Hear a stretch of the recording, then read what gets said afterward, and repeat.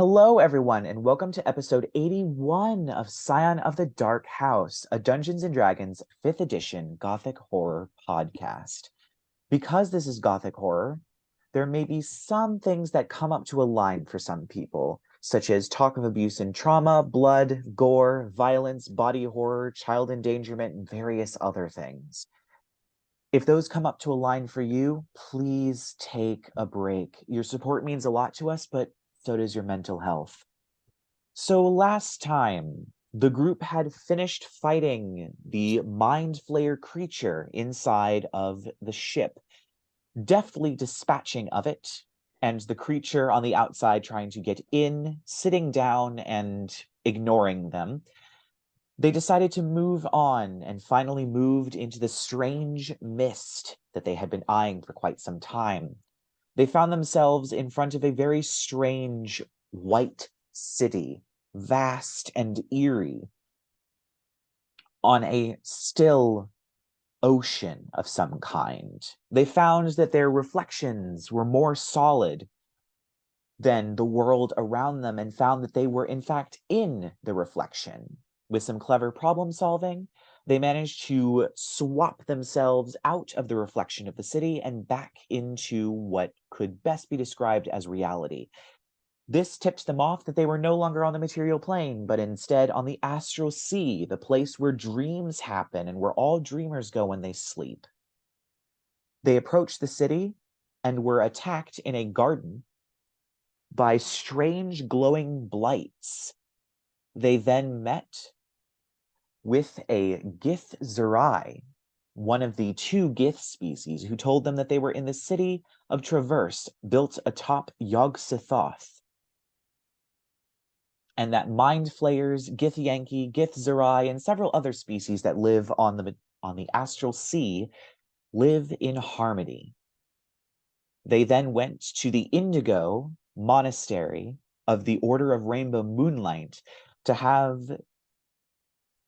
the proprietor of that particular place warned them that things were in motion that should not be in motion, and they were beginning to speed up. They were not needed at the city. Instead, they were needed elsewhere, as he began to get visions of the door opening, as Yog-Sothoth is both the door and the key at the edge of madness, and that he saw a raven, a dark mantle, and an owl, shrouded in shadow and woe, hinting that they may have to go to the Shadowfell at some point in the near future to deal with the impending event that seems to be rushing towards them. The proprietor, known as Deruvi, then plane shifted them back to the material plane, but before the spell completed, as they were mid-transition, Percy got a sending spell from his mother that simply said, "Oskar is gone." And so we begin our episode as you land on the soft grass, still clutching the hand of Deruvi, and you see off in the distance, barely the size of your thumb, is the recognizable single standing shack that is the Shovel and Spade, with a single light on at the bottom level. Obviously, it is still open. It is completely dark outside. It's probably around 2 in the morning. Most of the lights in the city are off, but there are some sparse lights here and there, as it's clear that whatever nightlife happens in Darkmoor ends pretty early in the evening. It is a little bit nippy outside, as of course Gothia is known for its cold weather. But as you land, and the thought still rings in your head, Percy, what would you all like to do?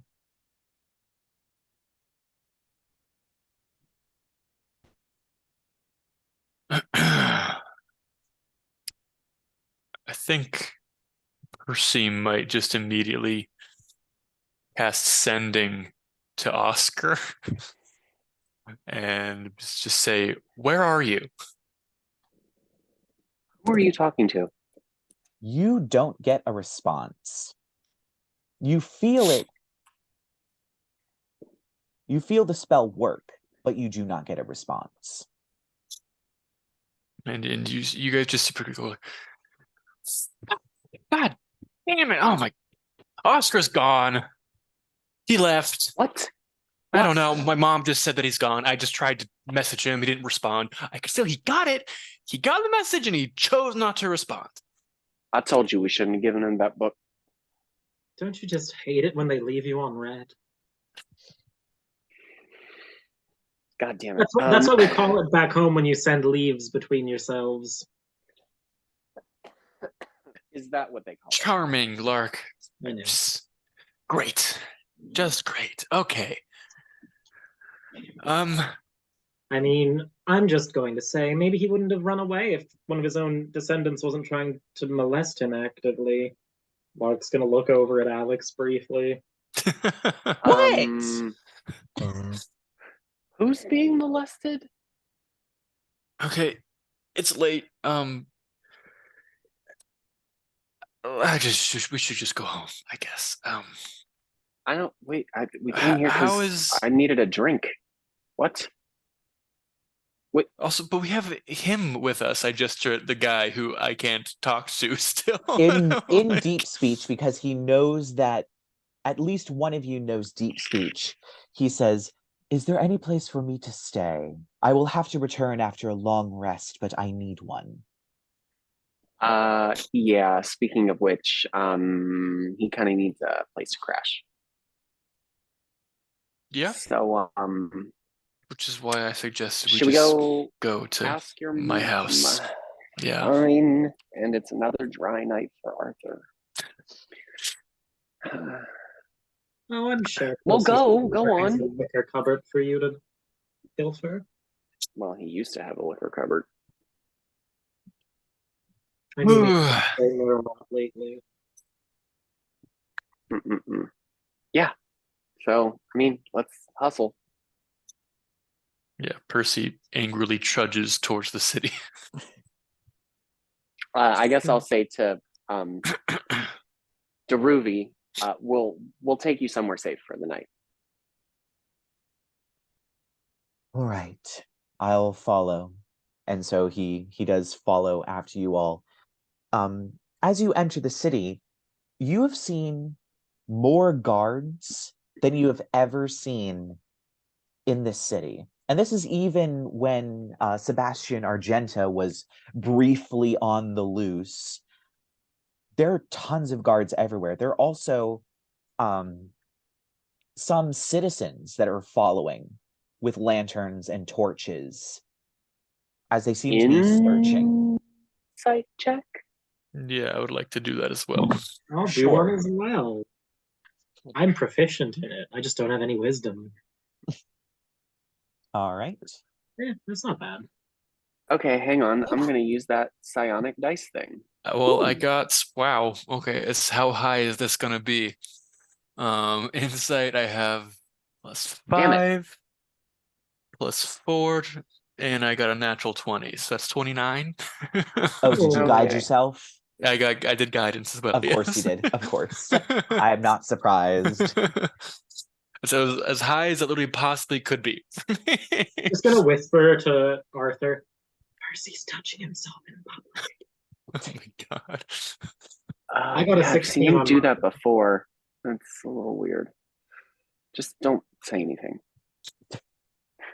Oh, I got a I'm in a 13. bad mood.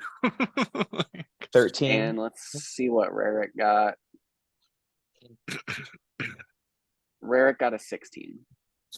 Okay.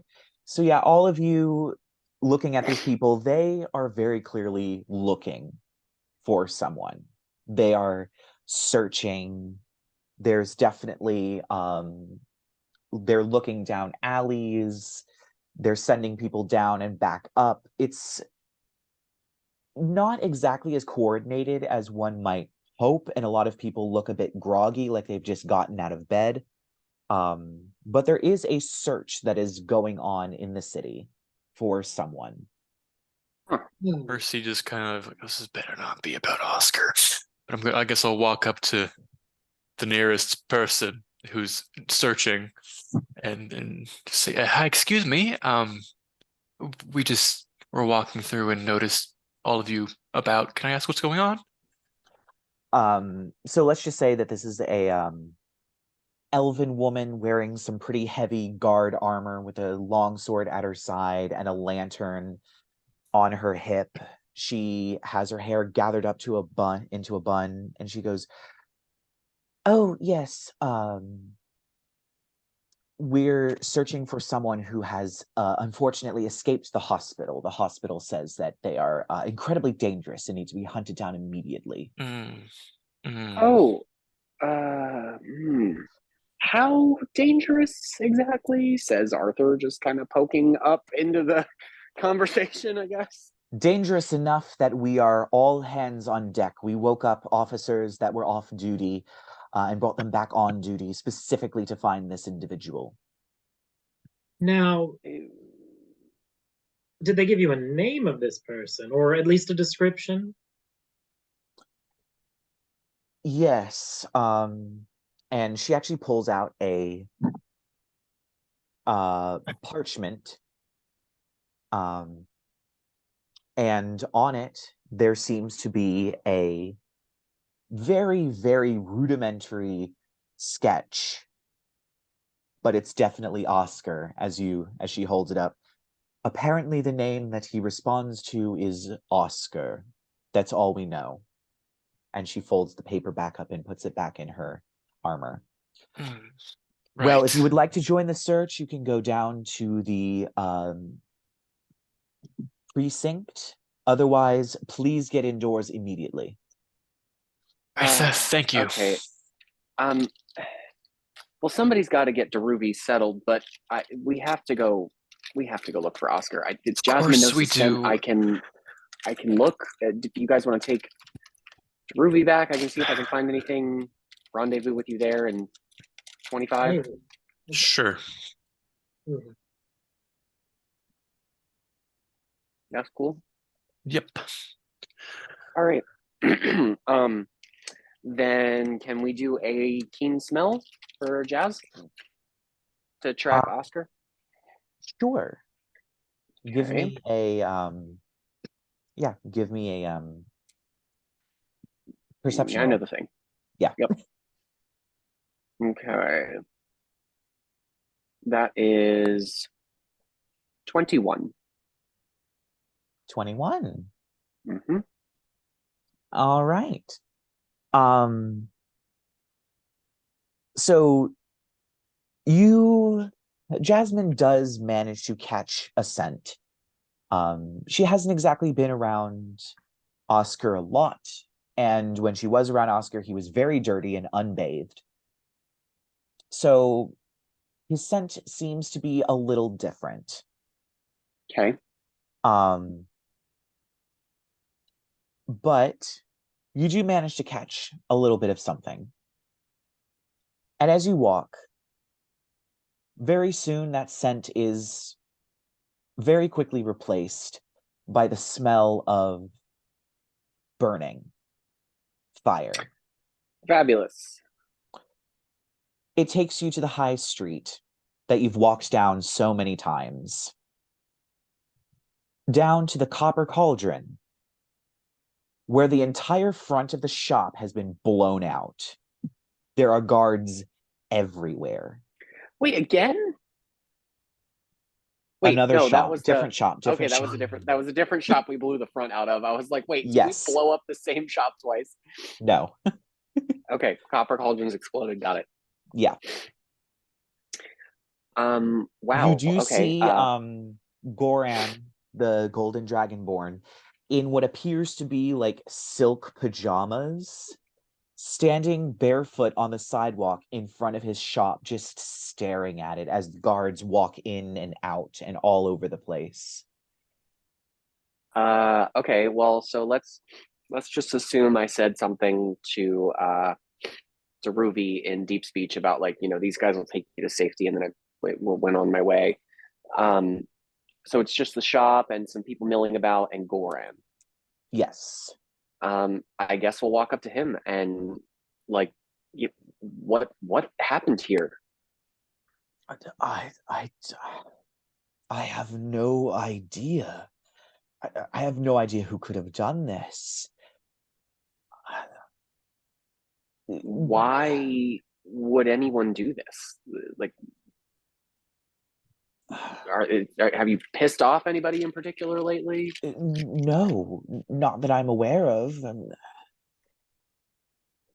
the weird thing is that this doesn't seem to be an act of vandalism. It seems that I was working on a project. It was a commission. I can't for the life of me remember his name, but he runs What the was the Golden project, Key. Goran? Gloves of Thievery. Oh, for fuck's sake. I What does the was guy look working like? on them for he's a halfling, sandy blonde hair, very honest though. He was getting them because the gloves assist in lock picking, and he is a locksmith. He's up front with every single one of his customers that he's wearing gloves of thievery to assist in getting them back into their homes, and he only wears them on the job. But his old ones got damaged, and he needed new ones. So let me be clear. Everyone who's ever visited his shop, let's even say maybe in the past 10 days, knows that he had gloves of thievery, knew that they were damaged and need to be replaced, and therefore that he would have to go to you to have that done. Most likely, yes. Fabulous. Okay. All right. Carry on then. Good seeing you. Like awkwardly smack him on the shoulder or something. Good luck with all that. He just turns to stare back at the smoking crater that used to be the front of his store.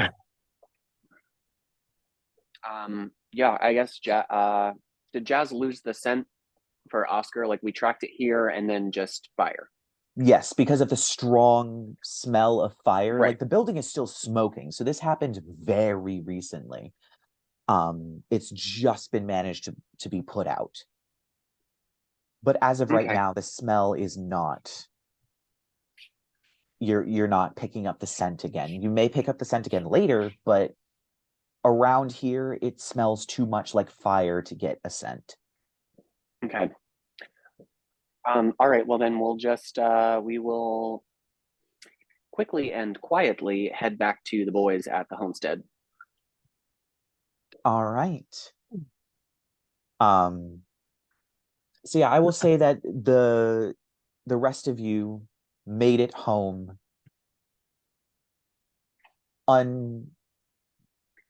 unaccosted by anyone or anything, just groups passing by in the night, torches looking. A person might run up close to you with a torch and then kind of just walk away as they see your faces and know that it's most likely not the person they're looking for. Cool. But you make it home. Your father and Belladonna are currently up, and they look very nervous. Belladonna is definitely pacing the living room. Your father is sitting at the dining room table, just kind of waiting. And as you show up, they both kind of turn and do you have any other information? We just got here. This is Daruvi. You can't talk to him. What's going on? Oscar's gone? You guys look nervous. What's happening? Where's Mom? She's at the hospital, coordinating part of the search. Okay. No one really knows she hasn't mentioned anything to me. She just told me to stay put. So I don't know. We don't really have a guest bedroom, so I don't know where we're gonna. He can sleep in my bed. I don't care. We don't have time to deal with that.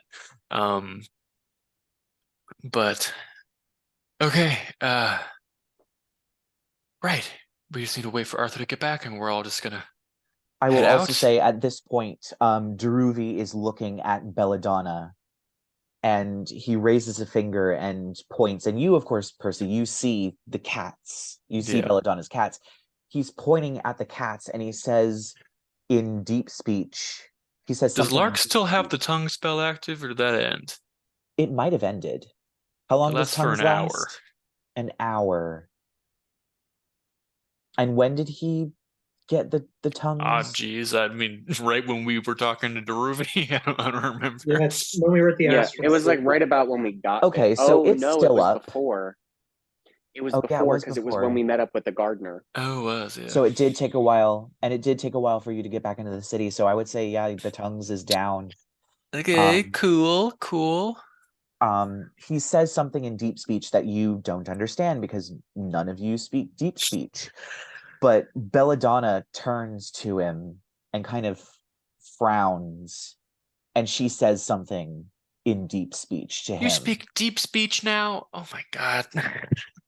What do you mean? Of course I do. What do you mean? Apparently. How? Of course you do. I don't know. There's a lot of shit that I can do now. So we can see the cats. Is that what's happening?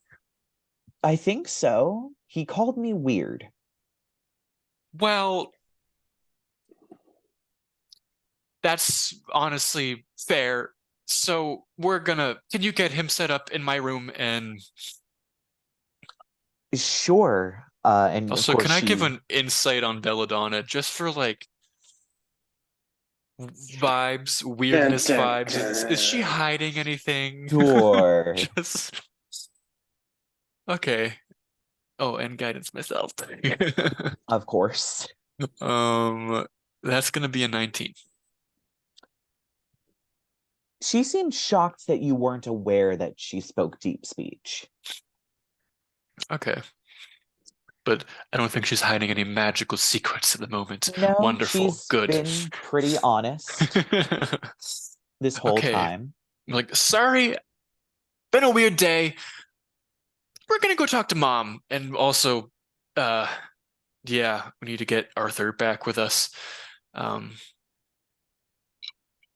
Good seeing you guys. We'll be back probably later. And walk out. Right. If Rerek's like a divination wizard, would he have a way to just find him? Yeah, does he have locate creatures prepared? He has I know locate he has object, object for sure. Great. Hang on. Am I muted? No, you're not. He does have locate creature, actually. I But don't know how the different. You can click on it and check. Because there's one that can only locate like beasts and plants, but I think it's called locate. Oh no, I meant I don't know how to tell if he has these prepared or not. Oh, I think if they're in his little list of spells, right, like in the main clickable area, then they're prepared. Yes. Oh, okay. Well, let's just assume that they're prepared, and I'm not going to make any changes to that because screw that. Let's see. Locate creature. Hang on. Bless you. Okay, the spell can with you sense the direction of that creature's location as long as it's 1,000 feet. If it's moving, you know the direction of its movement. Specific creature known to you or the nearest creature of a specific kind, so long as you have seen such a creature up close. If the creature you described or named is in a different form, such as being under the effects of a polymorph spell, the spell doesn't locate the creature. And it can't locate the creature if running water at least 10 feet wide blocks a direct path between you and the creature. So if he's crossed a river, it won't work. Cool. Interesting. Okay. All right. So, if it only works in 1,000. Is Rerek casting that? Well, we hold off for a second. Let's go talk to my mom first, maybe. See if we can get Jasmine on the scent trail from the hospital. And then try to narrow it down with the locate creature spell. Okay. Well, I mean, where would an injured bird go to if it found itself free from its captors? We're not You would looking think a for hospital bird. if it was injured, but Oh, it wants to go somewhere familiar, darling. I was dreading thinking he might have returned to the house, but why don't we sweep the city at least? And I guess we'll walk until if we just head in the direction of the hospital, we're also heading in the direction of Arthur, I think, right now. So We were meant to A rendezvous little at the bit. house. sure, we can wait a couple minutes and then Yeah, I have would you say it pick up isn't with that He's gonna get long lost, of like- you. Yeah. I would say it isn't that long of you standing in the front yard before Arthur and Jasmine kind of come up. Right. Find anything? Yeah, in hindsight, I keep forgetting I have that telepathy thing now. It's new and weird. Sorry about that. Yeah, we tracked Oscar's scent to the Copper Cauldron, which had been arsoned pretty bad. By was, Oskar? Maybe, I don't know. I did talk to Goran to ask if anything unusual had been happening. The only thing he mentioned was a project that he was working on for some gloves of thievery for one of the local locksmiths. I mean, it's a potential motive for theft. Evidently, So were the gloves of everyone thievery knew thieved? Were they missing? I don't know. I don't even know if Goran knows. Like, the entire place was exploded. It was a wreck. Right. Okay. Well, why don't we go to the hospital, talk to my mom, and then see if Jasmine can pick up a scent from there. Sure. All right. So you all head to the hospital. It is a bit of a hike back to the hospital, but you manage to make it. And at this point, there are still some groups of what appear to be guards, as a person also in a guard uniform with just a very light sort of chest plate holding a almost like a clipboard with parchment on it, and it has a beautiful emerald or peacock green quill that is glowing ever so slightly and swiftly scribbling on this sort of parchment, and the quill rises into the air, and she rips off a paper and hands it to a group that then the guard tucks it into their armor, and they're off, and the quill touches back down. It seems to be creating the sketches that are being handed out. As you enter the hospital, there are definitely guards inside of the hospital, sweeping the hospital, and your mother is actually in the lobby, and she turns around and, "Oh, thank the saints. Do you know what happened? Any information that you can give us would be great." No, we just got here. Know why we're here. Well, you obviously got my sending spell. He's just gone.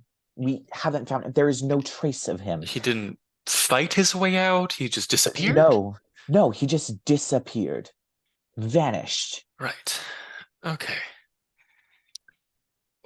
Let's take a look at his room. Suppose that's as good idea as any. Rerek, get a detect magic going. Okay. Is he casting it as a ritual, do a or is he going to ritual, cast yeah. it as okay? Yeah, let's say we'll do a ritual. That's fine. Yeah, so it takes a I little don't- bit as he begins We're walking up casting there, the very blah, blah. familiar. It doesn't take 10 minutes to get up to his room, but you get up to his room. We can do some and- investigation checks while we're waiting for him. Sure, yeah, make some investigation checks as you get in there. All right. I'll just do a keen smell for Jazz because Arthur's really bad at investigation. Okay.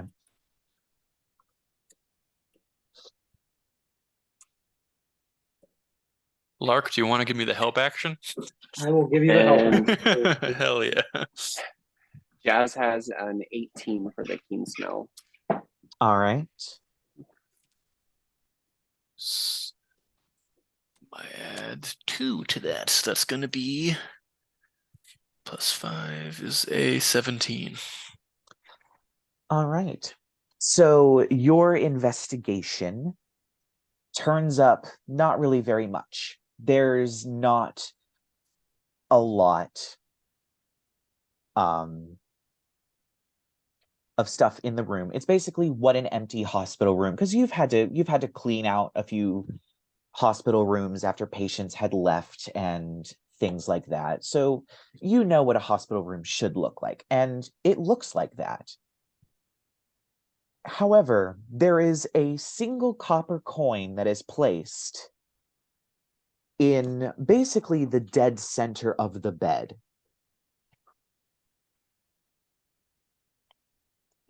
And that's it. That is the only thing that is out of place. That's odd. Does it have any magic on it, Rerek? Hang on, give me a second. So I will say the spell pops. And he looks at it and goes, "There's a little divination magic on it." Oh no. The spell detect thoughts requires a copper piece.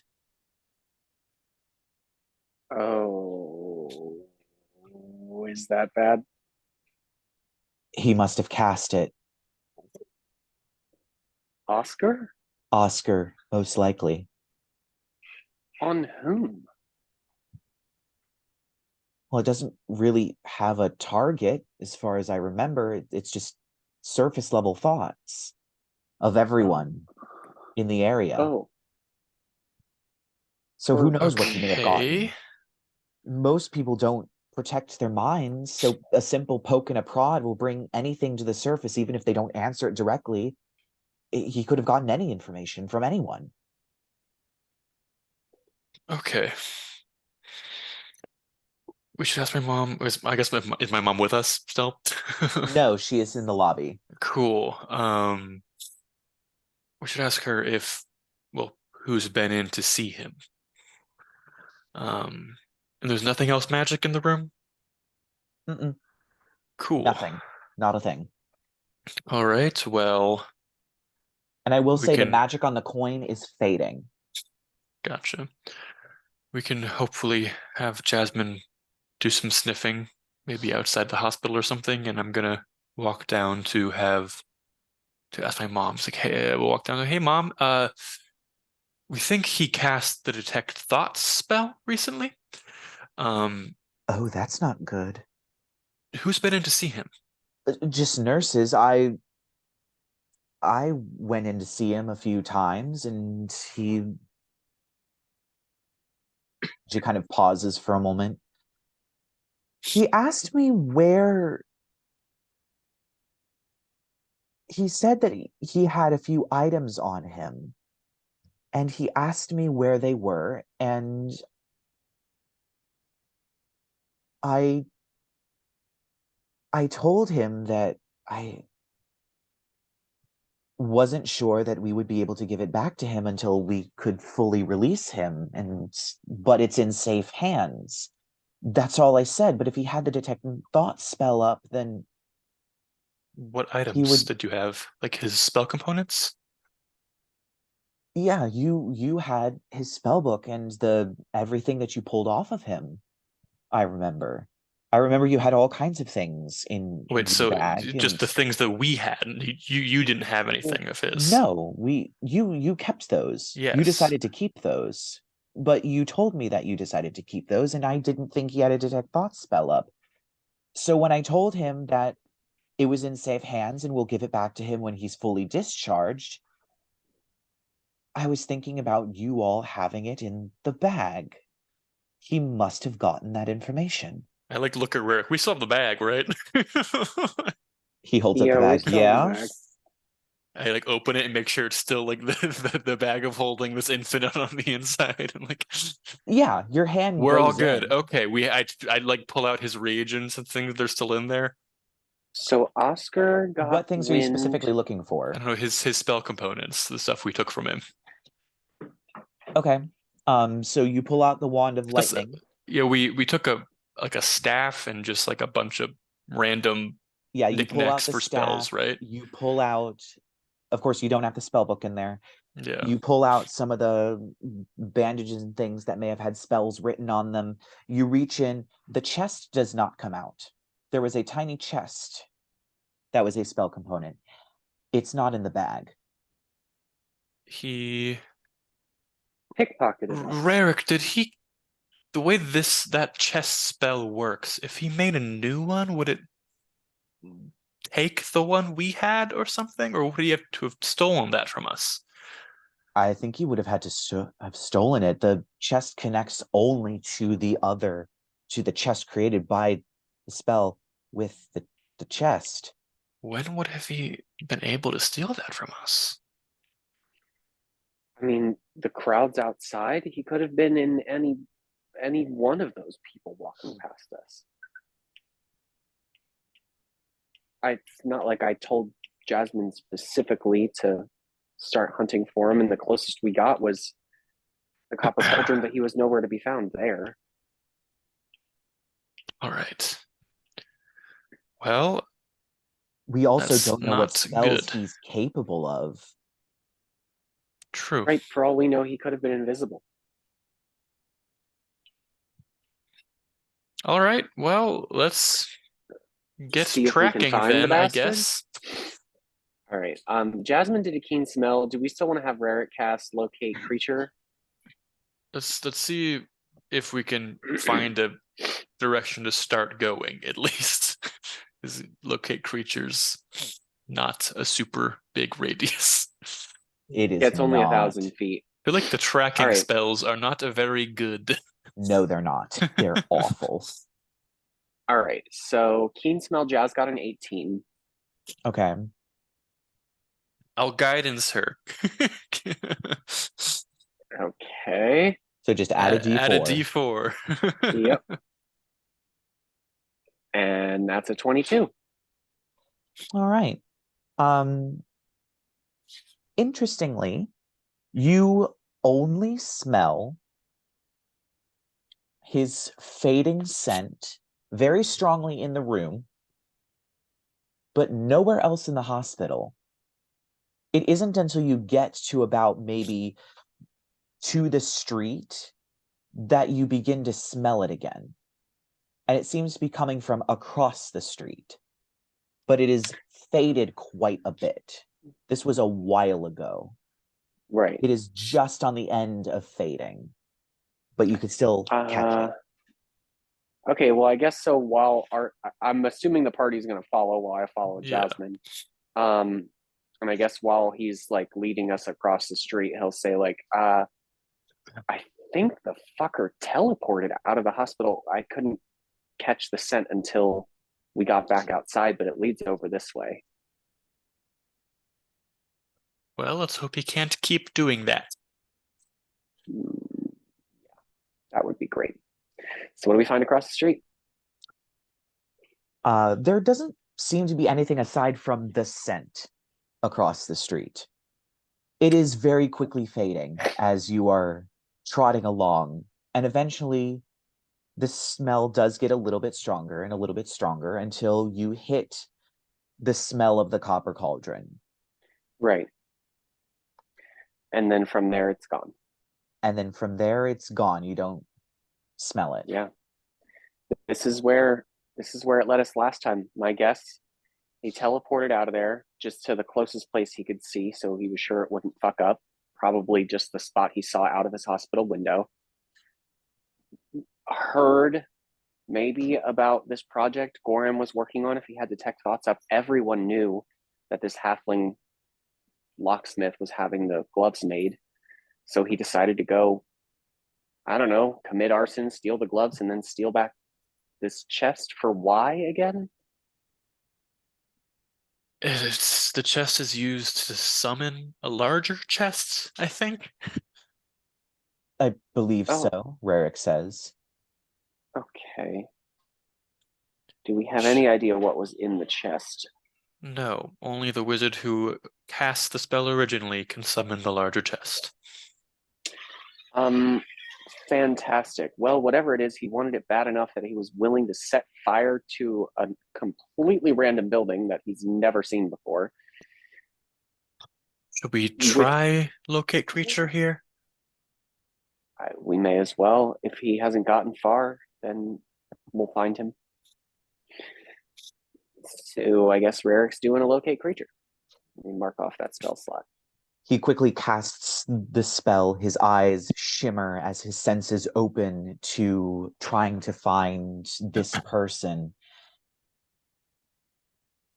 I'm not sensing anything. I'll tell you if I find something. All right.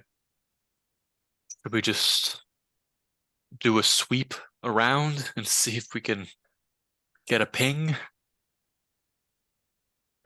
I don't see why not. Can we get on like a carriage or something and just like speed around the city? I mean, Rerek does have that arcane eye. Does that combo? I mean, I think they're wouldn't both think concentration. So. Right, that's And true. no, it would not go through the sensor. Right. So he would only be perceiving 1,000 feet around him. His actual body, yeah. His actual physical body. The sensor would only show him visual information. Right. Let's get a carriage, I guess, and go drive around the whole city. Why are you always making us get in carriages? Because they're much faster than walking. That's the fastest way to get your face eaten off. Hang on, let me take care of the little one. Well, why not have...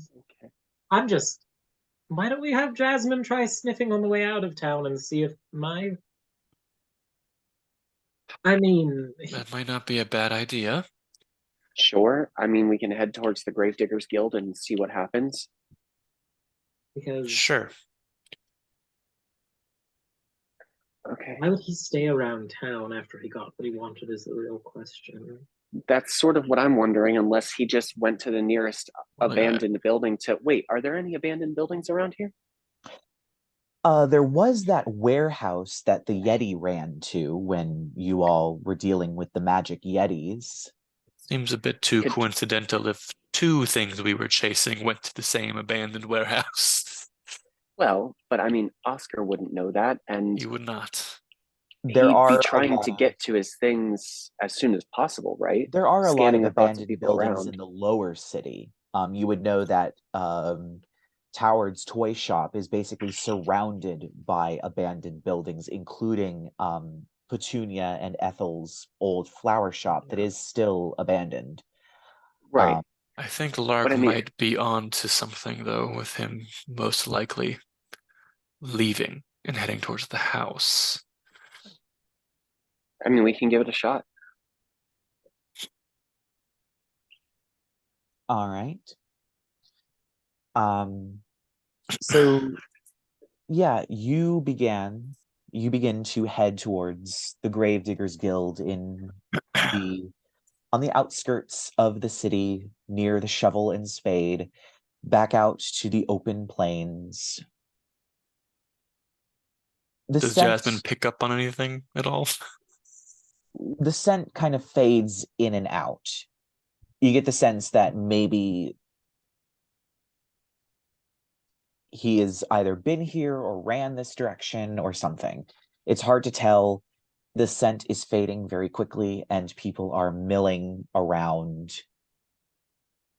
It's getting harder and harder to track. Especially with the search parties continually moving around the areas where the scent is. The scent of other people is starting to cover it up and mask it up, and right. I don't. Arthur will say in character, I don't know if Jasmine's going to be able to find him for us tonight. I think our nose is taking us as far as we can go. There's just too many people. Too much is happening. The track is too old. Welp. So we should probably figure out what's in that chest and why he wants it. Because at this point, he's got it.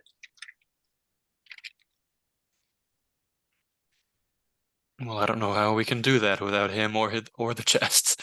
So we might just be out of luck. He's your crazy uncle. Every time that we've said, "Oh, we're just out of luck," and it involved your family, it was a world-ending apocalypse. You better think of something quick, smart. Like what? The only thing I could think of is just go back to the house. And honestly, I don't even know what there is to do left at the house anymore. We've kind of swept the whole thing. God, I don't know. I'm just tired. We've been traversing plains all day. Well, I mean, did we really sweep the whole house in the way that someone who lived there might? I don't know. Do we really think that's where he might have gone? I mean, his only objective was the chest, right? For all you know. What if the chest is the key to some horrible apocalyptic thing at the house? Who knows? Wait a minute. Have we seen the chest? We've seen the mini version of it. Right. Why don't I just locate the chest? Let me see. Well, I think locate locate object has the same range as locate. The Yeah, same it only range? has 1,000 feet. That's freaking lame. Yeah. These are really crappy tracking spells. Seriously, like they get half a mile away from you and you're screwed. Wait, doesn't scrying work differently here though? Like, could Rerek scry on him? Could Rerek use scrying? If you have 10 minutes. Fucking why not? I don't know what the fuck else to do. Yeah, you can see and hear a particular person or a particular creature you choose on the same plane of existence. Okay, so scrying. Well, we can use a spell slot. He's got it. All right. Yeah, let's do scrying. Why not? So what's his tits needs to make a whiz save. We have a possession of his also. If we have a possession, it's -4. Do we have a piece of his body? His body, yaddy, then it's -10. No, We have a you are piece of just very I would say that you are probably mostly familiar. You've seen him before. You are related. There are 2 people here that are related to him. I don't know what item are you trying to use? We got a bunch of them. I mean, we have like all of his shit too from what. Oh yeah, you have like the bandages and the wand and the staff. Yeah, so you pull those out. Wait, is there any like blood on the bandages or anything? Would that count as a body part? I would say there is a bit of blood on the bandages, and I would say yes, that counts as a body part. That's a -10 on his modifier. Yes, it sure is. Yep. All right. So Rerek spends 10 minutes casting, scrying, holding the bandages, and focusing. And he opens his eyes. Nothing. It's like he's not here. Nothing. That would only make sense if he'd left this. Oh shit. Is he not on this plane?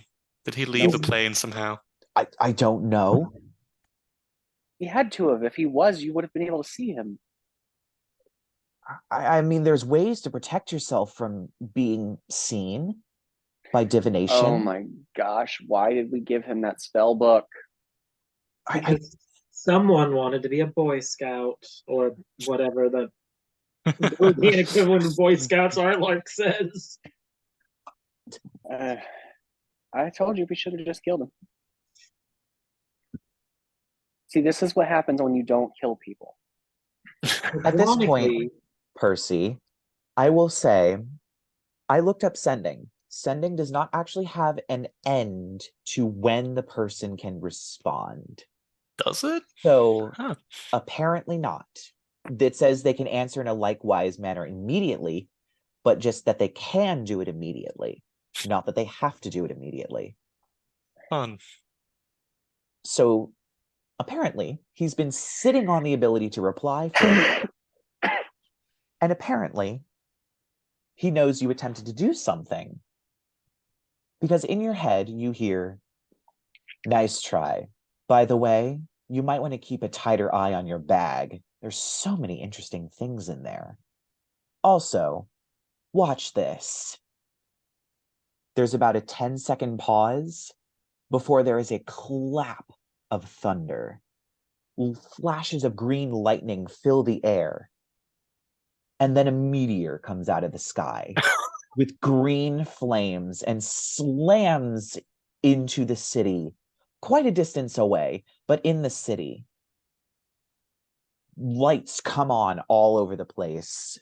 People start looking out their windows. You feel the earth shake. Okay, so that had to be related, right? Oh, I'm gonna kill him. Oh my god, I'm gonna kill him. He just got back to me. He just responded. Yeah, I can see how he responded. Thank you. Yeah, he can tell we tried to scry on him, and he's went through You our think? bags quite thoroughly, I think. So, great. Awesome. Yeah. Cool. What else are we missing? What else do you have in the bag? That's a really good question. I don't know if Nino was tracking that on here. Let me look at his inventory. Yeah, I only have Oh, yeah, what I there's- have on my inventory. The There's nothing regalia in this of inventory. world-ending bullshit was in the bag, I think. Oh my god, did we keep all of the relics in the bag? Is that where I all those believe you were? did. Are I they believe in We the were bag? keeping everything in the bag. Are the world-ending relics still in the bag? The staff and the crown, Yeah, they're not in the bag. great. Super. God damn it, Percy. All right. We need to get back to your sister. Yes, we do. They're useless to him. Are they? Okay. Do we know that for certain? Yes, she's the one who needs to use them. Well, to do that one very specific thing that we envisioned, but who knows what else they could be used for. I mean, didn't we identify them? Aren't they like you can't like use them for things? Yes, you can only use them if you are the Great Beholder. You can Yeah. only attune to them if you Oh, are the Great okay. Beholder. So he literally cannot use them unless Belladonna is using them for him. Okay, never mind. Arthur's stupid. Perhaps you should, I don't know, message or sending or something your sister and just tell her, hey, be on guard. Yeah. I'll start walking back home, I guess, and I'll message Bella and be like, "Hey, we are kind of like royally fucked. Please be on guard. We're coming home right now." And you just hear, what's going on? And that's it. Yeah. Unless you cast sending again. No, we're just walking home. Is there anybody with like a horse and buggy or any faster transportation near us? Doesn't seem to be. It seems like all of the transportation stuff has closed for the evening. We are walking. Yes. I think Percy's running. Fair enough. Okay. Percy's at this point like, well, we've just handed the keys to the apocalypse to somebody. I need to Is it book it a faster? little bit. If I fly over buildings, can I get there faster than them? You are at the same speed. You have a 30-foot movement speed, so you would be keeping pace with them. I'm just Well, wondering. no, I think he just means going as the bird going flies. as the crow Oh, flies. as the crow bird flies. Yes, as the crow flies, you would be faster. But yeah, Lark's just gonna be like, try to meet me there faster, boys. I'm gonna just go make sure that. And Lark just zips up to the roof of something and then starts booking it across the city towards Percy's house. I would say because it's on the same level as Percy's house, you look out over the city as you're flying to see the column of black smoke rising, underlit with green flames, directly in the center of Ravenna Park. And that's where my house is? No, that's close. Yeah. It's I in the remember Ravenna same Park now, district. It is a bit of a walk. The hospital is probably closer. Cool. Oh wait, Arthur, psychic dagger me so I can give you a bird's eye view. Snipe that bug out of the air. I did that before he flew away. We'll just say yes, because this episode is already going to be real weird. So, yeah. So I'm gonna update Arthur as Lark is dash action flying above the buildings to get to Percy's house as fast as possible, because it's probably going to be faster than bobbing and weaving on foot. Right. yeah. And at this point, I will say a lot of the guards have turned heel and started running towards Ravenna Park. Yeah, obviously. Makes sense. Yeah. So yeah, it does take you a few minutes, but you manage to reach the house. You do actually see Belladonna standing outside of the house. Just standing there looking around, eyes wide, nervously before she sees you, and as you're running towards her, she just books it straight towards you. What's happening? Okay, no, Oscar's not in your head. Nothing. You're everything's. He took the relics, the ones we told you about those, right? The ones that I'm not supposed to touch? Yeah, the ones that you're not supposed to touch. He took them. I'm assuming that's bad. Yeah, yeah. I mean, I would feel a lot better if we still had them, because that means that he can't, I don't know, somehow make you do it, the bad and world ending thing. So yeah, we're kind of in a real bad spot. Must be Tuesday. Also, he can summon meteors, I guess. Oh, that's yes, what that was? It crashed landed in the park over there. Yeah. Oh my. That was him. Oh no. Yeah, take a lesson. Don't have kids. I mean, I'm not sure I can have kids at this point with everything that's happened. Fair enough. Just, don't. Oh my goodness. So, to be honest, I don't know what the next step is. So I think maybe it's just protect you. I think the next step is we need to go to bed. We've been up for like 16 hours. At this point, almost conveniently, you hear a very loud scream from the park. Fucking kill me. Oh no. Okay, that I'm can't going. Be good. Fine. We're going. Let's I mean, we can go find out what's happening there. I vote she comes with us. Yeah, that's probably not a bad idea. Just be careful and stay in the back. Okay. The next, but I don't know. Load up whatever sorcery shit you got going on. That's probably not a bad idea either. The next while might not be very fun, Bella. We're probably going to be playing supervisor quite a bit. I figured. Oh my goodness. Okay. And she does. No, none of this is okay. I know. I'm just trying to make myself feel better. Is it working? No, it's not. Yeah. All right. Just figured I'd check. Yeah. So you all begin heading to the park to see what's behind door number bullshit. Yeah, exactly. At some point, as you're heading to the park, surprisingly, you see a very familiar halfling running up towards you. Floating behind him is a very familiar beach ball shaped looking beholder thing, about yay big, that you, Percy, remember seeing briefly. Where did I see it? In a vision shown to you by one of the weird things in your head. Oh, right. He had a familiar. Yes, I remember this now. Yeah. And he just kind of runs up. I sensed danger. Is there danger? Yeah, Hammy, there's danger. I just kind of like gesture towards the flaming like part of the city. Yeah. Did I miss an episode above game? Like, what is this creature thing? Oh, you faced them before. They're little tiny beholders. Oh, they're mini beholders. Okay, I'm sorry. You've faced them I heard before. Something about the halfling and like what? Okay, sorry. Yeah, Hammy now has a familiar. Yeah. Yep. He gets a special one because Belladonna's his right. That guy. Okay, this yes. Is Belladonna's Warlock. This is his familiar. Yep. Right. It's everything's just getting more complicated now. This is great. I don't get to drink, and now I have to deal with all of this. Well, I mean, it's my job to keep her safe. You want me to take her back to the house?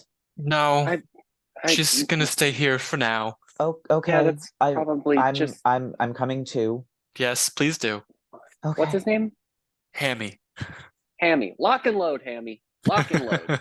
Sure. Or whatever the no firearms equivalent of lock and load is. Well, firearms exist in this universe. They're just Then not lock as and load. common. You guys I'll have pray to God he cannon. knows what that means. He definitely does. Well, I'll see. And so you all make a mad dash for the park. There are definitely people. There are people running from this burning meteor. Obviously. If any of you would like to make a perception check, you may. Yes. I've got a 17 passive, unless you still want me to roll. Nah, you probably got to roll. All right. Let's see. All right. I got a 30. Oh, I good did God! How did poopsie. you get a 30? Because I have a +9 to perception, and I rolled an 18 and a 3 on guidance. Okay, so All right. Percy, Well, Jazz and I both whiffed that shit. as people are running, you actually see a very strange sight. Somebody that's running by has tears down their face, as well as blood. They're holding their face, trying to pull something out of their face, and along their arms, there are some holes that are leaking blood. And you watch as they're still screaming, they pull what appears to be a long worm out of their face as they keep gross. running. But none of the rest of you notice this. Can I primeval awareness? Yes, you may. There is, of course, the thing under the city. That is the city-sized thing. But you also sense from the meteor landing, the crater is also a somewhat powerful aberrant energy. Okay. Guys, I'm not liking the way that crater smells. Pennies. Right. Okay. Can I fly above the crater and take a look down in? Yeah. As you do, you see what appears to be a figure in a robe carrying a staff of some kind, standing in the crater. How far away is this figure? If you're wondering for Eldritch Blast, less than 120 feet. Oh, I'm wondering for a different spell. Can I see what this figure is? Can I see who this is or no? No. I do have 120 feet of like perfect dark vision. You do, but you do have a sort of overhead vision, and the thing has a hood on. Okay. So you can see the cloak perfectly. You just can't see what's under it. Right. Okay. I would also say that while you are less than 120 feet away, you are more than 100 feet away. Okay. At this point.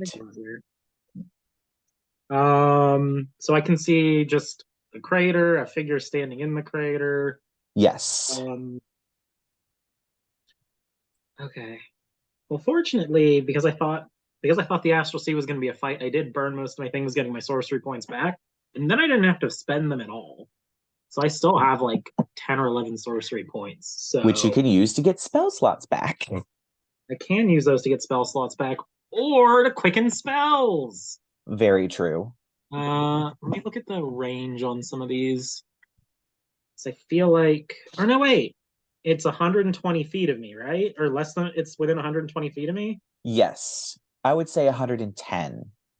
Okay. Just to keep the math simple. Mark thinks this is probably, if there are aberrants coming out of there and there's this gross dude with a hood and he's just gonna like narrow his eyes and I'm gonna summon Fifi. because Fifi has a range of 120 feet. All right. So I'm going to get my shadow. I'm going to burn 3 of my sorcery points to drop my Shadow Hound right on top of this thing. All right. So make an attack roll, because I'm assuming you're trying to attack this thing. Well, that'll be my bonus action for my main action. Do any of my range? What is the range on some of my other spells? Oh, let me see what the range on this one is.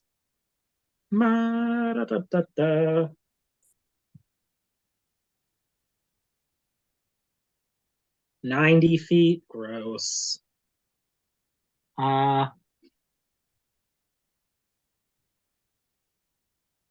60 feet, sadness. Oh, wait.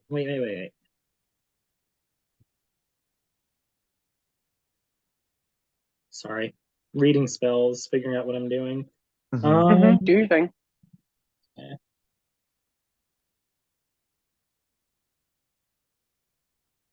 Okay. So yeah, well, that's fine, yeah. So 3 of my sorcery points down, and yeah, I'm just gonna Eldritch Blast 3 times. All right. Roll it. Blast. Okay, and what's my modifier? My modifier is plus 11 to hit. All right. 30, Goodness. Yep. 25, and Yep. 15. Yep. Wait, 15? 15 15. doesn't hit. Okay, so the 30 and the 25 hit. 30 and 25 hit. Ooh. So you can just give me the damage all at once.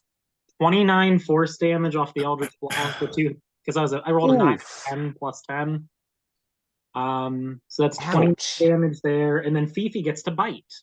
Yes. That's a 5. Plus, I don't know what Fifi's bite modifier is, but I don't think it's enough to hit. No. Like a Fifi's 15 bite doesn't hit. misses. Yeah. So at this point, I'm going to say that he's going to take a turn, and then you all are going to roll initiative. So he's actually going to risk an attack of opportunity and move away from Fifi, because I think Fifi gives him disadvantage. Fifi gives him disadvantage on any spells I cast against him. But also, generally, enemies near you give you disadvantage on ranged attacks. So he's going to move away from Fifi. That's a 3 before her modifiers, so doesn't hit. So Fifi lashes out at him, but does not hit, and he's going to move towards the edge of the crater, and he looks up, and I will say at this point, with your perfect dark vision, he looks up and you see just a white face, generic, like a mask, and he raises his staff, and as the robe slides down his arms, give me a perception check real quick. Ooh, I'm proficient. Ooh, nat 20. Ooh. He doesn't have a body, it's just made of worms. And then he casts Eldritch Blast on you. Ooh. You just Does a 17 hit? 17 is not gonna hit if I throw a shield up. Okay. So I will burn a first level spell slot to throw a shield up. And he misses the other 2, so he fires at you 3 Eldritch Blasts from his staff, which of course causes people to panic even more because he's starting to use magic. And he fires at you. And so now I'm going to need everyone's initiative. 14. Yeah, Lark's just like, worm man. What?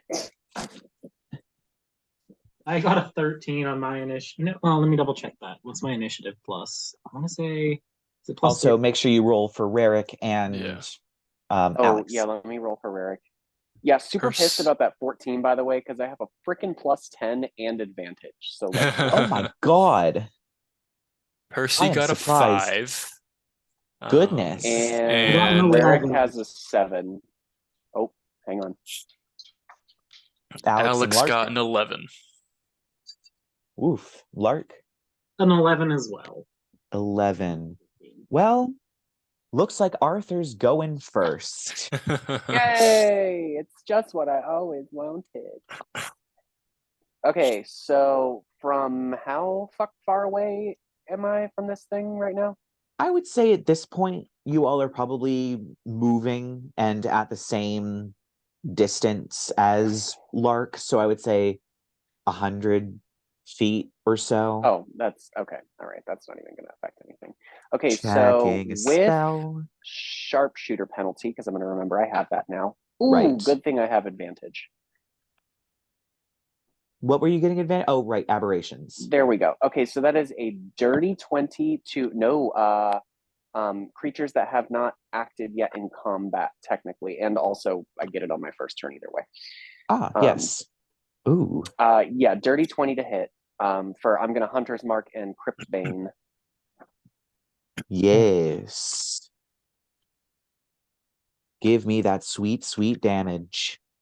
All right, let's see. God, I rolled a 2. Okay, hang on. So that's 10 plus 2d6 fire plus 2d6 from sneak attack plus 1d6 from Hunter's Mark plus its aberrant, so an additional 4 plus sharpshooter, so an additional 10. So that is a total of 28 plus 14 is 42 damage. Oh my goodness. Yeah, and those were pretty bad rolls, to be honest with you. And so it's just fire and it's fire and piercing. And piercing. And your bow is magical. All right. So what was that again? 40? 42. 42. Awesome.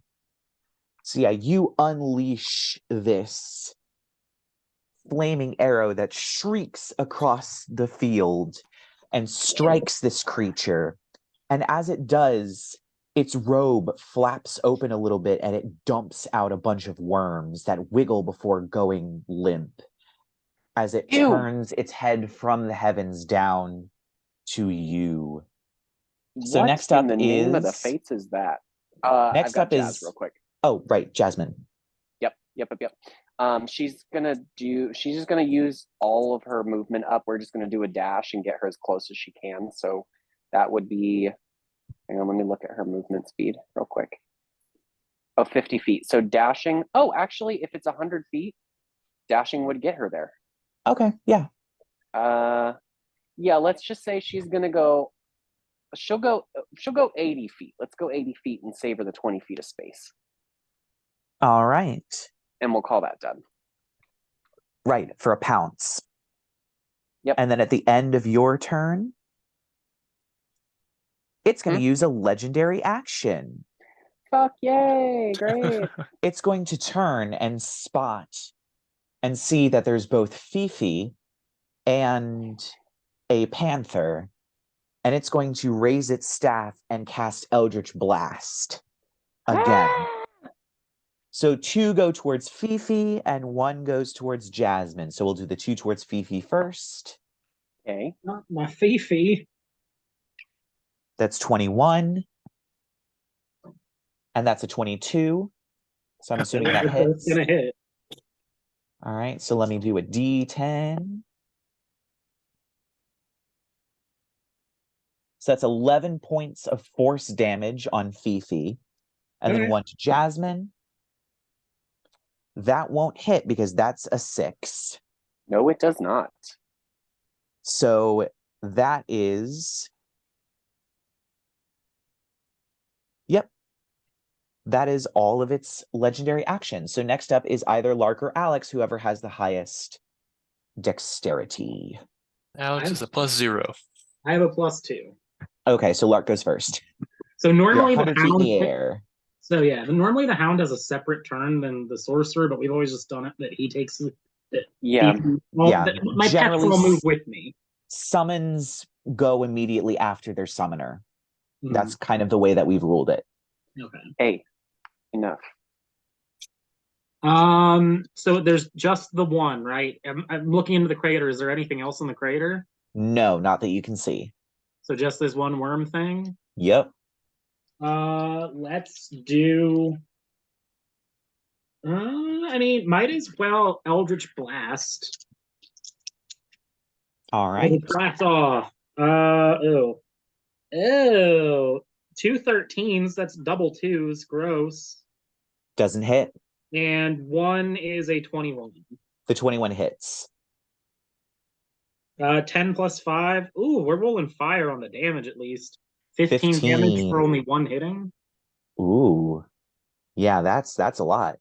All right. I'm going to quicken. Of course. That and is do it at again. 11, -3. Quickening will take me down, -5. So I have 6 sorcery points left. So 28, 17, and 16. 16 just hit, so all of them hit. Nice.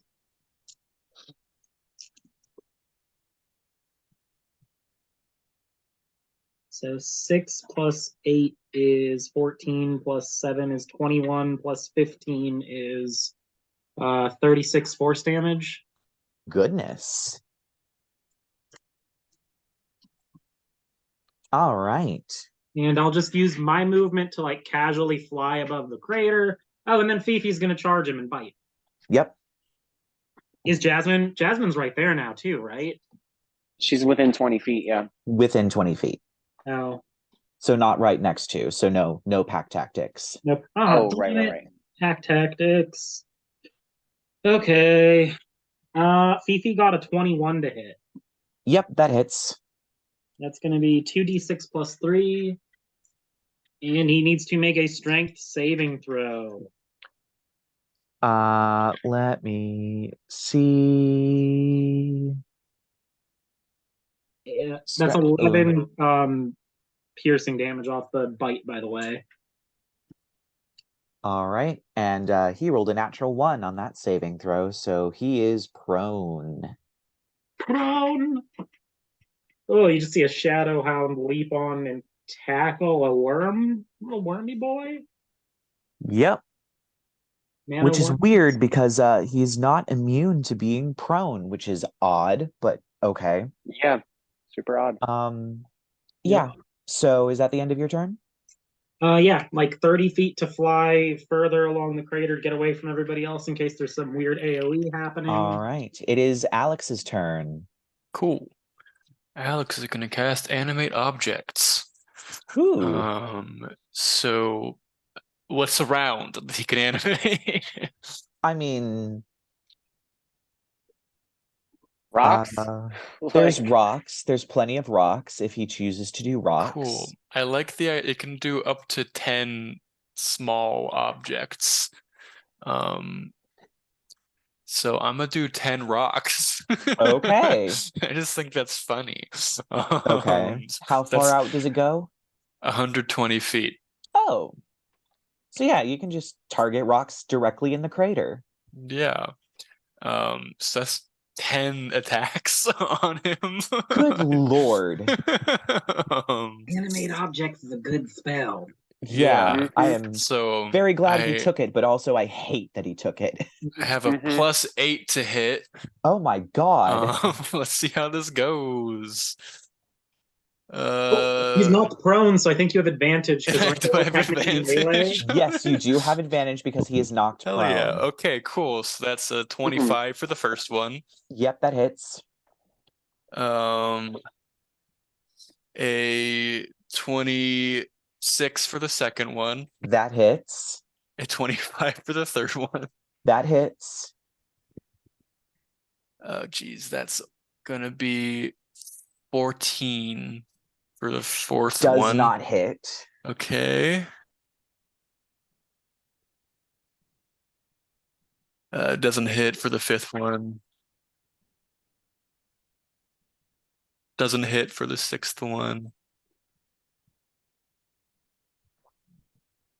25. The next one. I think I have 3 more rolls. Yes. 27.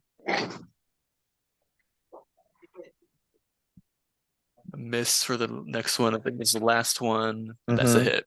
It crits. It does not. So it's 6 hits. 6 hits. Which is 6d4 plus 24. Good lord. All right. That's 4. That's 7. That's 11. Wait, are these? That's What are they? What's their 12. damage? That's Oh, he's adding it all together. 15, and that's Oh, yeah. Okay. 19 plus 24, 33, 43 damage From rocks. from Well, rocks. that's fun. Just a bunch The of rocks go. What's pelt this strange creature until it breaks apart into a pile of worms that all begin to slither away in various directions. super gross. Because reasons, we're still in initiative. And next up Cute. is its turn. Oh wait, is Fifi still here? Yes. Okay. Lark's like, it's not dead. Pointing that out. Fabulous. So now I got to pull out a unless different target- stat block, which is annoying. Yay. All right. Oh so god, is it going to turn into a swarm? No. it's going to use its movement speed because it can. And you watch as the worms that are spread out all begin to burrow into the ground. And that's the end of its turn. So next up is Percy. No, wait, Rerek. Sorry. Next up is Rerek. Rarek's going to cast Mold Earth. Oh, wow. Like the 6th level. I mean, No, it's a cantrip. No, it's just a cantrip. Oh, Mold Earth. Sorry, that's Move Earth. Sorry, he doesn't have that spell. Yeah, no, Mold Earth. Mold Earth, okay. Yeah, so, I mean, since the worms are, like, trying to burrow away, does the range reach? It says it's 30 feet. Damn it. Do I get an attack of opportunity on the worms as they try to leave or no? You know what? Yes, you do. Okay, Fifi is going to take another bite as All the right. worm style move. Eat some worms. Ooh, 10 plus, what's her modifier to hit? Dire will fight. Dire will fight. That's only a 15. That does not. 15 damage or 15 to hit? 15 to hit. That hits. Oh! The armor class has changed. Okay, while it tries moving away, maybe it doesn't. Maybe. Okay. Oh, god damn it. Stay in the dice box. I'm using a different d6 on this one. 7 plus 3 is 10 piercing damage, and it needs to make a strength saving throw or be knocked prone again. It's immune to prone. Swarms are immune to prone. Because obviously. Well, Fifi just snaps up some of it as it goes away. Just a mouthful of maggots. Yep. All right. So now it is Rerek's turn as the worms are about to get away. Christ, I don't even know what he's going to do. Like, I'm sure there's things. They can still be targeted, right? Like, yeah. Okay. I guess let's just magic missile the shit out of them. Okay. Yeah. Let's do a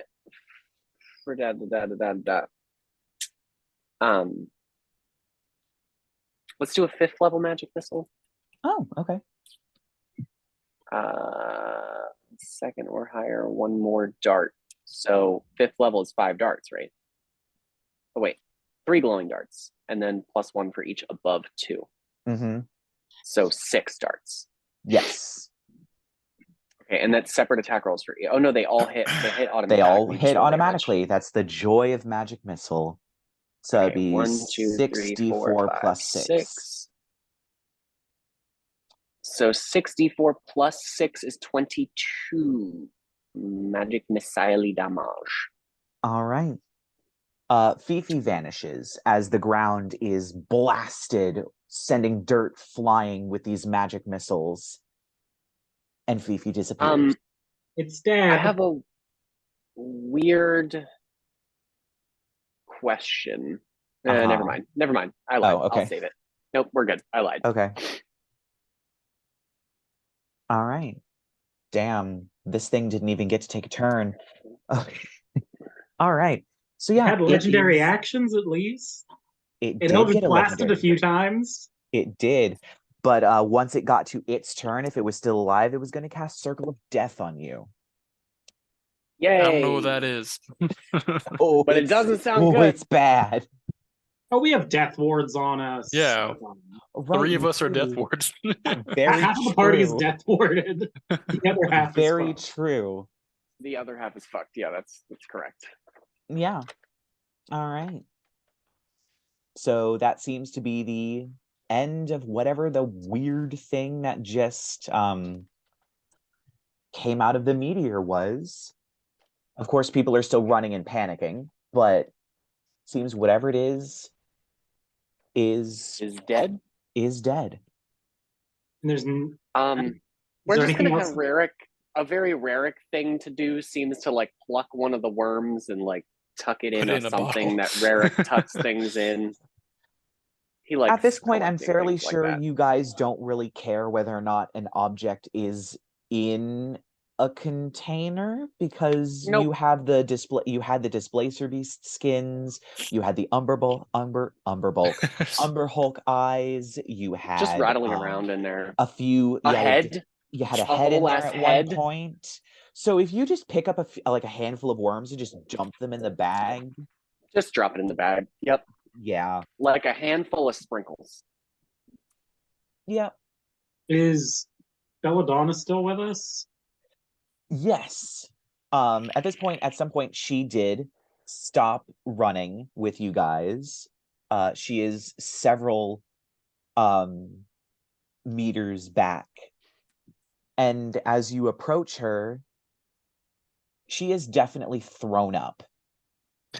Oh, fabulous. Okay. However, she has her hand on Hammy's shoulders, and he actually has his hand pressed against the back of his head behind his ear, and he's doubled over in pain, and you hear her just going, I'm sorry, I don't know what happened, I'm sorry. I'll come up next to her and kind of like rub her back. Like, okay, let it all out. And yeah, she just at this point bends over. It seems she's done vomiting, but Hammy still has gross. His. And okay, yeah, I'll just kind of lean in and do a medicine check and see what's going on there, and say, sure. And I'll ask you, what's happening. Yep. So give me the medicine check first. I'm gonna go take a real fast pee. I'll be right back. Cool. 25. 25. So you managed to get his hand away. It is bleeding profusely, as head injuries do. But there is about a hole about that big behind his ear that seems to burrow its way significantly far into his head. Oh, geez, Sammy, come here. I'm gonna take him over to like a bench or something and take out my healer's kit, and yeah, he can recover 10 HP if you lost any, as I sew him back up. Yeah. What happened? I don't know. Whatever that thing was disgusting, and I think the sight of it she got sick, but then after she vomited, there was like a worm, and it jumped on me. And I think it's inside my brain now. I don't know. Oh, I don't know. This day is getting weirder. Oh, God damn it. Bella, what? Did you throw up a worm? I don't know. I just felt so sick, and I just vomited. I didn't know what was happening until Hammy just had his hand behind his head, and I don't know. And at this point, she does end up just vomiting again. Oh, God. I look at it. Are there worms? There are not worms. Okay. Can I mean, with that medicine check, am I at all able to see the worm? Or is it just in there? It's too far in there to see. Okay. Well, I can't do anything about that right here. Why don't we get you to the hospital, Hammy? Oh, okay. And he's still kind of pressing his hand to the back of his head where the wound was.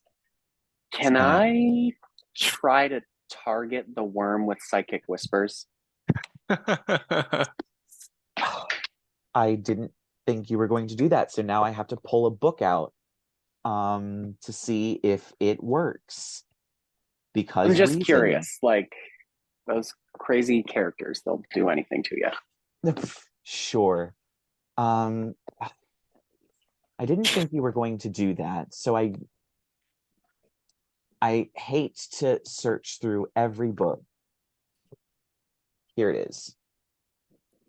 Because I'm not sure what it counts as, because reasons.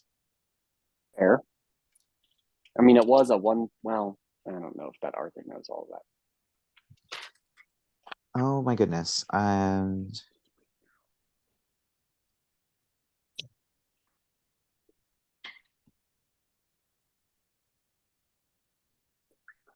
okay.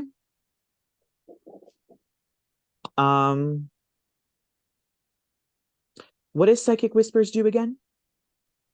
Let me look at the thing. I will read it to you word for word. First, I have to find it because I have a lot of features. Okay, Psychic Whispers. Let me clear that out. You can establish telepathic communication between yourself and others. As an action, choose one or more creatures you can see. I have to be able to see it. You can't see it. Balls. Damn it. I thought it was just, I'm sorry, I was just remembering it being like a sphere of influence. That's my bad. We could just kill him. Well, no, we could do that. Oh. Oh, by the way, is there anything else in the crater? Was there like a meteor in the crater or anything? Yes, there was a meteor in the crater. While we have this conversation, I'm going to drop a sickening radiance on the meteor just to kill anything that's still in it. Okay. So there's just a horrible field of glowing light behind us as we have this conversation. Okay.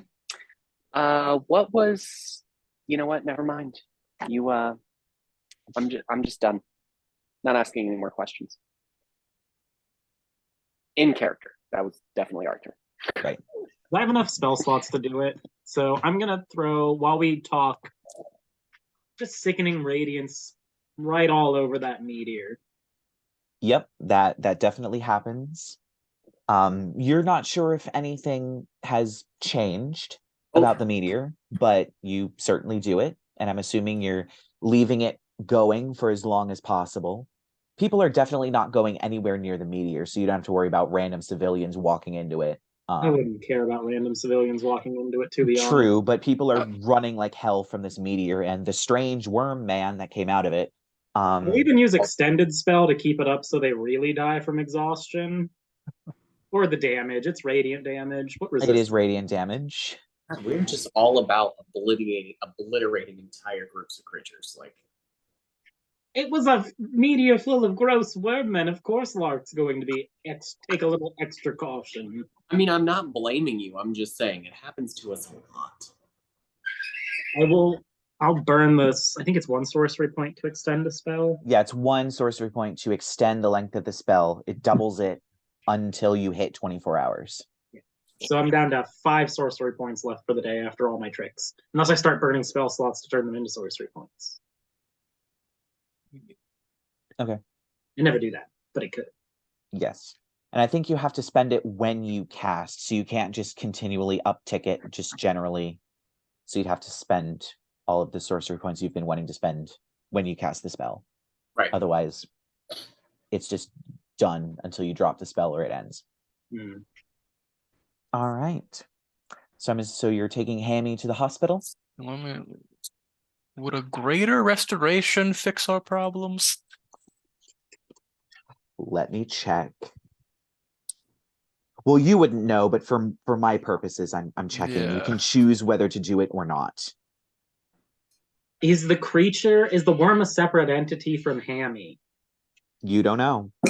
Because I have this neat trick called banishment. So what if we banish Hammy and a worm just falls out? I did have that thought. Like, how does banishment treat parasites? I think it counts as part of you. So you can't just like banish someone and then all their parasites. Because then banishment would cause everybody's organs to instantly fail because all their bacteria would come out. Oh crap, wait. Greater restoration requires diamond dust worth at least 100 gold, which the spell consumes. Do you have to I don't have that. A creature to banish it? Do you have to see a creature to banish it? I think you have to see a creature to banish it. Pretty sure you have to see a creature to banish it. Percy probably has banishment prepared. I do. Oh, I do too. Also, there is a high chance that because Belladonna vomited it, it's native to this plane. And it would just return to Hammy's head after a minute. That's a fair point. You get that tape. Yeah, but what if we banished the worm and then Hammy moved, it would return to the space. Even if the nearest unoccupied space. So it would have to return to the space that we banished it from instead of directly into Hammy's head. Right? But of course that's relying on it, A, you being able to banish it without being able to see it, and B, how the spell banishment treats parasites. I mean, also how the parasite functions mechanically, because I've been reading the thing and it's weird. So right, yeah. I mean, I don't have the material components to cast Greater Restoration, even if I wanted to. So I guess to the hospital we go. There's nowhere else to go. Yeah. All right. So you head over to... I do have one thing that I can try. Okay. Which is, I just got these shiny new 6th level slots, like the last level actually. But one of the things I can cast that requires no material components is heal. So I don't know if that'll have anything to do here. Does it end diseases or anything? Does it do anything besides yes, it just says give the spell hit points? ends blindness, deafness, and any diseases affecting the target. Okay. You want to try heal? Yeah, so Percy will be like, all right, Hammy, hold still. And you watch as the green light flows from Percy into Hammy, and positive energy washes through the creature, causing it to regain 70 hit points and remove blindness, deafness, and diseases. Does that work? You watch as the wound behind Hammy's head closes. That's it. With the worm still inside of him? You don't know. Okay. Swear to God, if you don't stop touching things. Okay, let's just take him to the hospital now. Yeah. So somebody there more well equipped to handle this than we are. The terrible group the group in the terrible shape that you are lead Hammy and Belladonna back to the hospital, where of course your mother still is. The guards are still there, but it seems to have been a while since anybody's needed a sketch. So the sketch artist seems to be gone. However, your mother is there and she greets you. Oh, hello, Hammy. What? That's new, she says, pointing to the beholder thing. Yep. Yeah, things are... It's been a bad day. His name is Buddy. No. It sure is. Good job. And the creature actually opens its mouth and in a very high-pitched voice, it just goes, "Ah!" Okay, that's disgusting, and can I kill it? Wait, Arthur, can you use your aberrant sense and see if I got the worm out of Hammy, or if I just sealed up the wound with the worm still inside? I mean, did anybody see the worm come out? No, but maybe the spell killed it. I don't know. It can cure diseases. Or maybe you're just an incorrigible optimist, but whatever. I shall indulge you. I'll do the thing. The tiny beholder is definitely aberrant. Mm-hmm. And there is a aberrant energy coming out of Hammy's head. Super. Yeah, so not the first time I've sensed something a little bit weird going on inside someone's noggin. All right. Alex, don't you have remove curse? You've been waiting for this your whole life, for fuck's sake. Okay, that that's enough with us casting magic on the Alex jumps up and like, excitedly casts remove curse. Oh my god. He nearly knocks Hammy over, grabbing his head, and he casts it. And of course, he puts his hands on his hips. Booyah! Did it! How about now? Did you see the worm come out? Fine, I'll check again. It's still there. All right, Mom.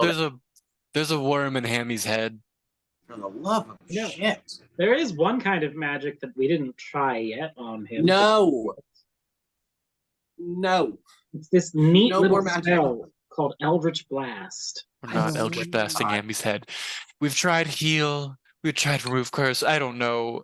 Ooh, what if you get the worm out of enlarged his the head? worm to a size that it was big enough that we could see it from out here? There's no need for sarcasm. We will do a little checkup. I'm not sure how much we can do about how do you know it's a parasite and where did it come from? Well, it came. I kind of just look at Bella and I'm like, she like sheepishly wipes her mouth out of Bella's stomach. Oh, by the saints. Yep, we're fucked. You got any booze? No, but I think we still have some in the liquor cabinet at home. I will certainly be drinking a lot. I mean, at this point, like rubbing alcohol. No, we need that rubbing alcohol for other things. Let's just go with the alcohol we know is medically safe and not consume pure rubbing alcohol. I may want to get drunk, but I'm still a doctor with an oath. Save a city, and this is the kind of treatment you get. Well, just since there doesn't seem to be much else going on tonight, aside from whatever fell from the sky. Oh, plus impending doom. Yeah, I mean, it's pretty obvious that Oskar did that. We have no illusions there, right? Yeah, he did. He got back to me. He was, well, it turns out, just decidedly evil, it seems. Ooh, big shocker there. I am so surprised. Yeah. So this is don't called know where sarcasm. he is. It's a new trick I'm picking up on the mortal plane. I can tell. We don't know where he is. He can apparently tell when we were looking for him. He can apparently summon giant meteors full of worms. And also, he took the relics that could start the apocalypse. So things aren't great right now. Yeah, so you still sure you don't have any booze? We have some at home. And I'm going to get some right now. And she turns and she walks out the door, turns down the street, and just yells back, "You can join me if you want." Finally, someone talking some sense. Let's go. I mean, we do have the final piece of the puzzle. Hammy, we'll get the worm out soon. I'm sorry. Okay. Yep. So, good luck. And you all just leave him standing in front of the hospital, staring off, with knowing there's a giant worm in his head somewhere. Ooh, maybe we could ask what's Daruvi? Daruvi? That hideous looking elf we brought back with us. We could ask him to take a poke. Or we could just stop touching him. I mean, he's from the Astral Sea. He probably knows things. Oh my god. I swear to Christ, if I don't get a drink. Yep, so you all make it back to the house. It seems things are beginning to die down. The search has been fruitless, and people are walking back towards the guard precinct quite dejectedly. The meteor definitely took an interesting turn, but it seems that there isn't much that can be done about it at the moment. People are deciding that rest would be a good option and are beginning to head home. Lights are beginning to go out. The streets are beginning to go dark as you finally make it home at probably at this point around 4 a.m. Yeah, I think those folks out there have got the right idea. So what are you all doing now that you've gotten home? Booze. Yep, Percy's mom takes out 2 bottles and just hands you one. I knew I liked you. She just nods. Cheers. And Clink. yet you clink bottles and both of you just sit down and just do the thing where you swirl it to make a whirlpool and both of you just lean back with the bottle straight up in the air and just chug the whole bottle. That sounds about right for Arthur. Wow, Mama can hang. Yep, apparently she can. She doesn't drink nearly as much of the bottle as you do before she has to take a breath, but she certainly you two certainly finish an entire bottle apiece, and probably at that point promptly pass out. That sounds also about right for Arthur. Is there anything else that either of you would like to do, or perhaps Rerek or Alex would like to do before?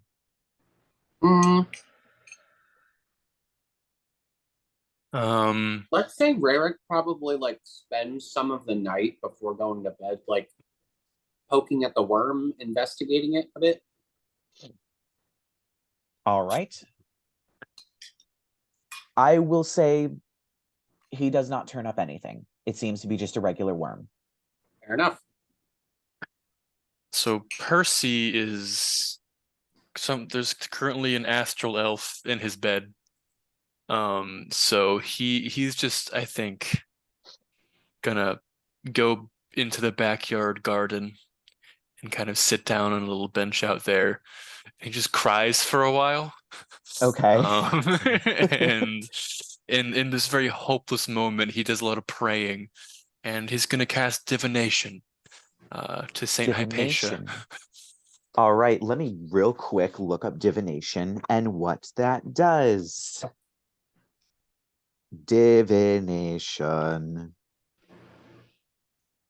Yep, you ask a single question.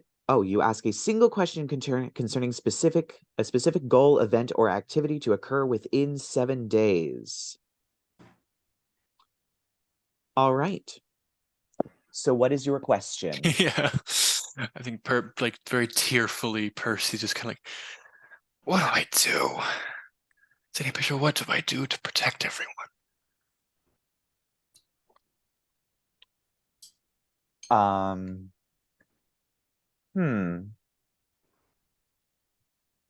Trying to think how Saint Hypatia would respond.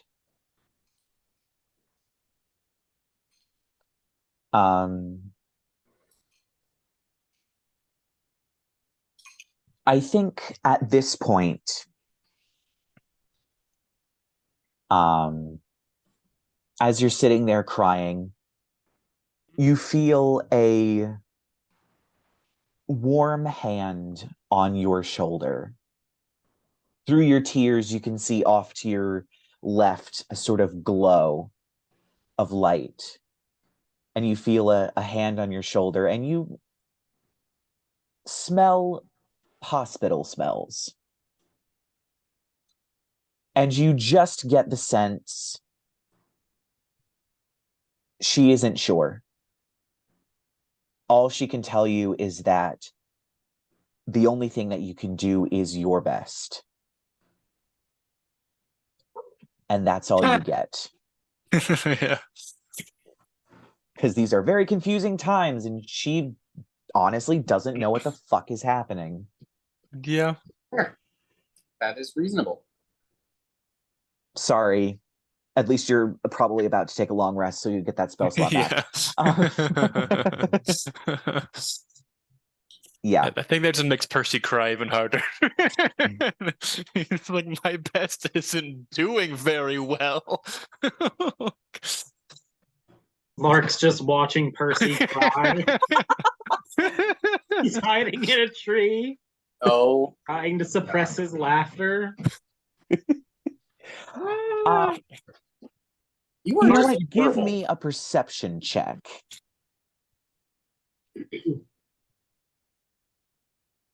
Wait, oh, that D20 fell. How's an 18? Okay. For a brief moment, almost like a flash, you swear you saw a woman in a nurse's outfit, but not one that you recognize, a significantly older one, surrounded in a golden glow, sitting next to Percy, reach out, put her hand on his shoulder, and then vanish. Ugh. Ghostly girlfriend. Yeah, I mean, ugh, but I don't know. I think Lark was, I don't know. He's probably gonna. Should he ET phone home? I don't think. Yeah, if they want to know, they'll catch up soon. Right. She always does. Yeah. All right. So I'm assuming you all bed down for a long rest somehow, some way, somewhere. Super drunk, falling off the side of the couch. Jasmine Yep. in her lap. So you have a long rest, and surprisingly, this is a long rest that is uninterrupted. There are no dreams, or at least none that are out of the ordinary for your normal evening. You wake up pretty late in the morning, probably around 11, maybe even close to noon, seeing as how late you got to bed. Daruvi seems to be gone. Oh. Possibly vanished back to where he came from. Wham bam, thank you, ma'am. Not even coming down for breakfast. Yep. It seems he left. And as you all are groggily getting up, there is a knock at the door. Oh no. Your mother goes and opens the door, and she looks out very confusedly before... Were we expecting someone? And she steps away from the door, opening the door wider, and those of you that can look out the door see a very familiar purple tiefling with a giant lavender owlbear. And as he looks in, he sheepishly just waves, "Hi." Oh, fuck me. And that is where we're going to end tonight's episode. So come back next week when we figure out what's going on with Lucky. So I will see you all next week.